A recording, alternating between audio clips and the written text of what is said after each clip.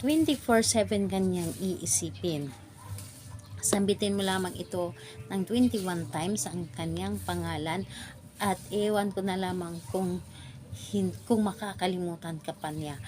Talagang ikaw at ikaw lamang ang kanyang iisipin sa bawat oras o minuto. Hello mga guys, kumusta kayo? Panibagong araw, panibagong video na naman tayo, and sa araw na ito ay isa na namang video ang aking tuturo sa inyo na simpleng gabay, simpleng pamamaraan na makakatulong sa atin. At bago ang lahat, gusto ko lang mag-disclaimer sa mga taong hindi naniniwala at hindi gusto mga kagaya nito video.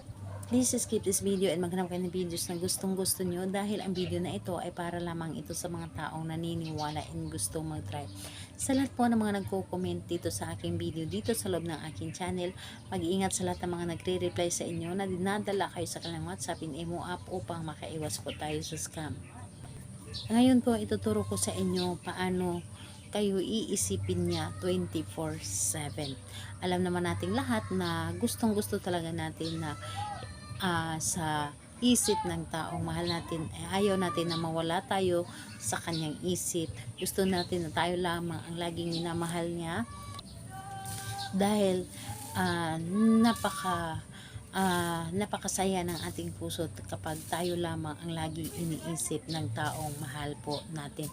So ngayon po, ang gagawin po natin dito, and pwede mo itong gawin kahit na kayo ay magkalapit at magka-LDR sa isa't isa.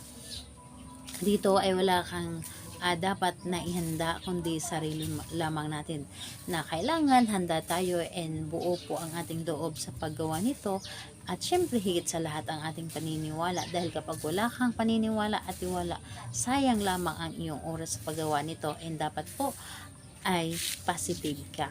So ngayon, kapag handa ka na, pwede mo itong umpisahan. Sa pagtulog mo sa gabi or bago kayo matulog sa gabi, habang nakahiga ka or nakaupo ka, pumikit ka lamang and isip lamang ang pagganahin natin, and dapat po ay hindi magkulang at hindi sumobra ang inyong gagawin. So ganito po, isipin mo siya, i-visualize mo siya, and pagkatapos nun, pangalan, apelyido, at isunod mo ang iyong nais. Halimbawa, 27 mo akong iisipin at laging mamahalin.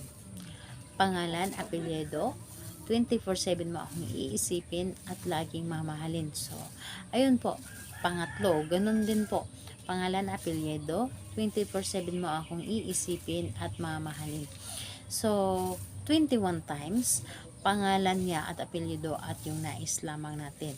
And dapat po ay hindi ka kumulang o hindi ka rin sumobra. So, ayun po, pagkatapos mo siyang sambitin sa isip lamang, asahan ninyo ang taong ginawan mo nito, lalo na kapag kayo ay nagkagalit o nag-aaway kayo, talagang hindi siya makakatulog, dahil yung isip niya ay palutang-lutang at ikaw lamang ang laging laman ng isip niya. Yung mabalisa siya na kahit anong gagawin niya ay hindi siya makakatulog, dahil ikaw lamang ang laman ng isip niya. So gawin mo ito sa kahit anong araw at oras, pwede po. Ayun po, salamat po sa inyo. Bye bye everyone. God bless us all.